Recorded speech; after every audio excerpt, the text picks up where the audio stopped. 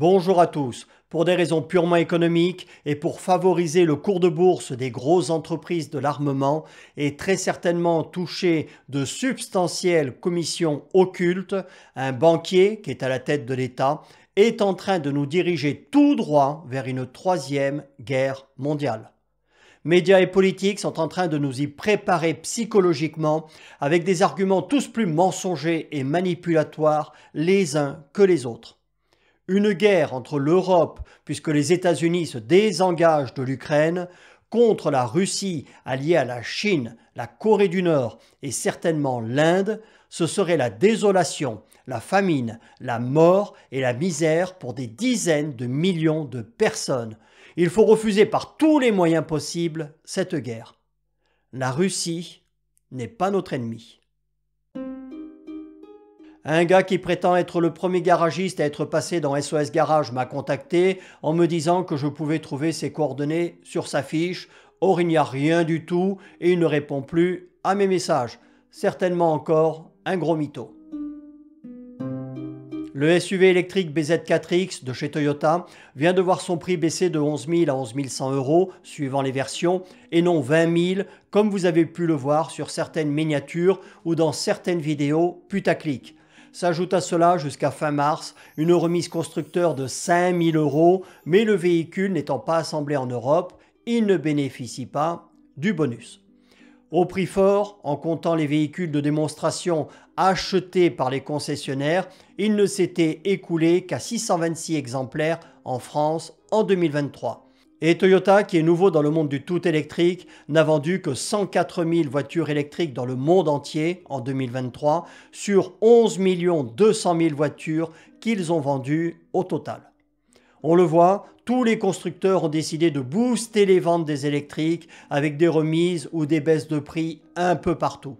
Ça démontre, comme je le dis depuis le début, qu'ils ont des marges énormes sur ces véhicules et qu'avec la production en masse, elles vont encore s'accentuer.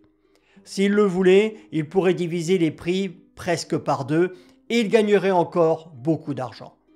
Donc, pour ceux qui voudraient acheter une voiture électrique, il est urgent d'attendre. Ensuite, cette baisse de prix soudaine, c'est sympa pour ceux qui ont acheté en 2023 au prix fort et dont la voiture vient de perdre en un coup de baguette magique 11 000 euros de plus à la revente. C'est sympa. Et quid en cas de vol ou d'accident? On se base sur quel tarif pour le remboursement ou la réparation? Avec BYD qui arrive en force, AMG qui veut renforcer sa position de leader dans les électriques abordables et tous les autres constructeurs qui veulent leur part du gâteau dans ce marché très juteux mais balbutiant, attendez-vous à une guerre des prix sans merci. Et pour une fois, ça va être le client qui va en profiter.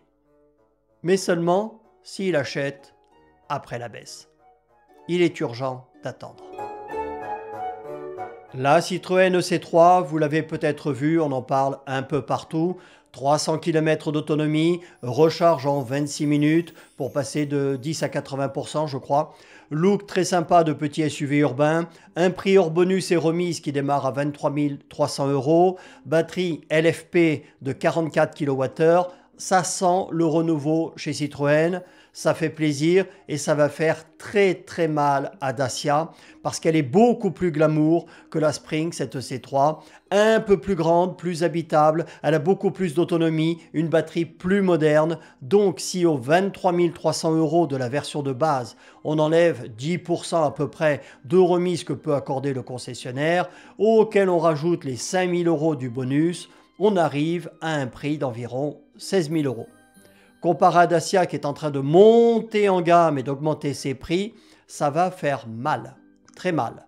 Et attendons de voir la nouvelle MG3 qui d'après mon concessionnaire devrait démarrer aux environs de 13 000 euros, mais qui ne peut pas par contre bénéficier du bonus. Donc on regardera les chiffres de vente en fin d'année, mais je pense que chez Dacia, il va falloir très sérieusement qu'ils se remettent en question. De toute façon, même en rajoutant le prix du transport, les droits de douane et la TVA, une Spring rendue en France, ça revient à moins de 10 000 euros à Dacia.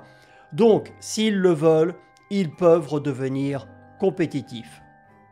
Beaucoup d'autres choses à faire, donc j'ai pris du retard sur la vidéo qui doit sortir sur Calandre. Je l'ai tournée, mais bon, il reste 5 ou 6 heures de montage à faire et elle sera mise en ligne dans la semaine. J'ai préféré privilégier les vidéos ici puisque la chaîne marche très bien actuellement, ce dont je vous remercie. Salut à tous.